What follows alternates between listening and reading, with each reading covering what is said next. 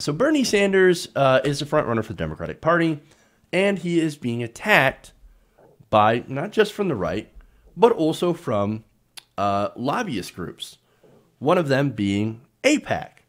Well, now that's interesting because AIPAC supposedly represents Jewish people, and oh look, Bernie Sanders is Jewish. Now, they did so in some sponsored Facebook posts that urged Facebook users to add their name to an online petition telling Bernie Sanders that, quote, America stands with Israel. Now, what does that even mean? America stands with Israel. So, no, wait, if we don't want to sign that, if he doesn't sign, does that mean he's against Israel? I mean, apparently that is the accusation, right? Now, in reality, of course, Bernie Sanders has been critical of the right-wing government of Israel. And I think that's a big distinction here. Now, according to data from Facebook's ad library, there are 3 versions of this sponsored post paid for by AIPAC that are currently running across the country. Now, it's mainly focused on users in 3 important primary states, California, Texas, and Florida. Now, as The Intercept points out, and in addition to what I've already asked, the text of the post makes no mention of why the lobbying group thinks the independent senator from Vermont needs to be reminded.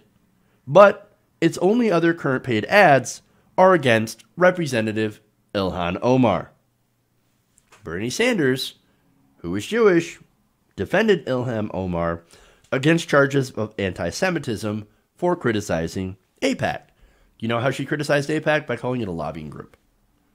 It is a lobbying group on behalf of the right-wing government of Israel. And Senator Sanders, as I said before, has been critical of them, especially for their treatment of Palestinians. In fact, during the 2016 campaign, he called Israel's use of force during the bombardment of Gaza in 2014 that killed at least 1,400 civilians, including 500 children, as disproportionate and indiscriminate.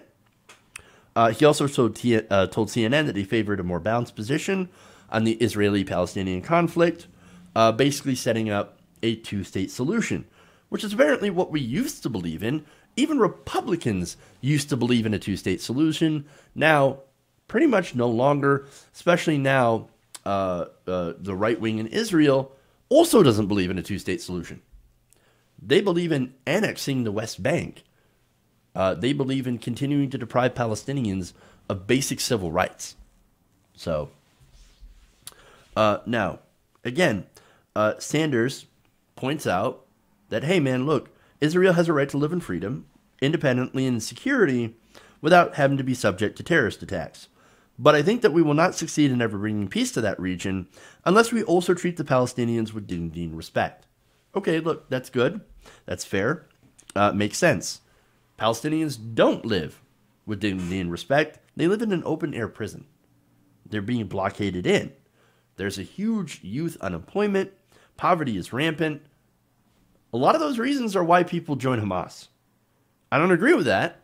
I think it's stupid. You're never going to have peace if you continue to shoot rockets into Israel. Look, in those rockets, what do you think you're doing with those anyway? Hamas, I mean, seriously. They have literal Iron Dome. The rockets get shot down anyway, for the most part. But the situation, and like I said, it's not from 2 even sides. This is an occupation. A few idiots fighting mortars and rockets into Israel usually ends up with Israel doing an extremely heavy-handed response, which ends up leading to more death, more hatred, and that's not good either.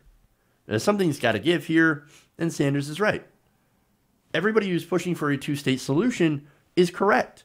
We need to treat Israel and Palestinians with humanity and respect instead of building illegal settlements. Israel should not be building those illegal settlements. They should immediately stop and give that territory back. Now, Sanders asked if he would insist on the evacuation of settlements as president. He said, I think if the expansion was illegal, which it is, moving into territory that was not their territory, I think withdrawal from those territories is appropriate. Again, that is a sensible position, one backed up by a lot of young progressive Jewish people.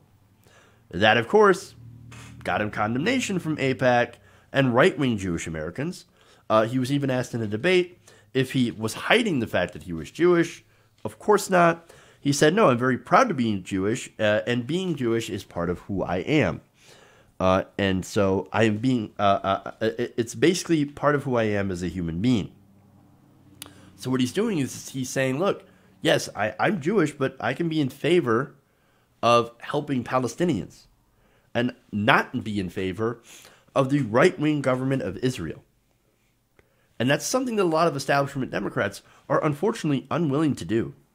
Now, maybe you can say it's because of the money. That's possible.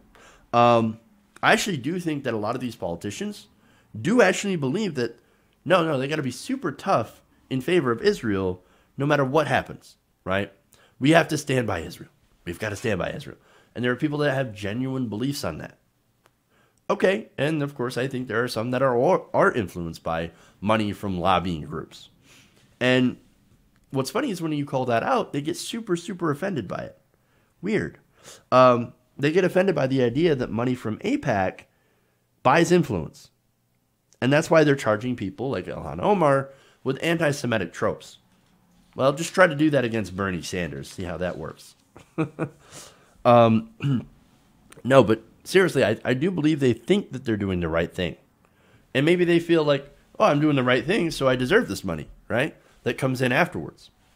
I don't know. But again, they get really, really offended when somebody says, hey, look, if you adopt a position thanks to the efforts of lobbying groups, that's not a good thing. How dare you? How dare you? Look, in reality, we know lobbyists influence politicians all the time. That's the whole point. AIPAC is a lobbying group. They influence politicians to take more pro-right-wing government of Israel positions. And so, there it is. Now, Bernie Sanders, a lot of others, don't get money. And so, and in fact, they get money spent against them, as we've currently seen. Right? So now, look, these attacks are, again, disingenuous, right? Telling, Bernie Sanders that, oh no, he's not standing with Israel, or you need to make sure to remind him who he stands for. No, what he's standing for is human rights. Israeli human rights, as well as Palestinian human rights. Human rights are human rights, right? And that's the thing. If you're standing against the right wing, whether it be the right wing in America, whether it be the right wing in Israel, you're going to get massive attacks against you. Hey guys, hopefully you enjoyed that free video. Now I'm going to have to ask you a favor. Between the demonetization and the YouTube algorithm messing around with view counts, etc., we're having a hard time adjusting to the new YouTube reality, which is where you guys come in. See, we have a Patreon, patreon.com/TYTNation, set up to help us rely on you guys, the viewers, instead of big corporate ads. Look, you know the show. You know how I'm not in favor of big corporations anyway. So help us transition away from relying on the ad model to pay the bills and sign up to be a patron, patreon.com/TYTNation. That goes a long way to help us keep the lights on. And you guys will know that you're supporting independent, progressive media.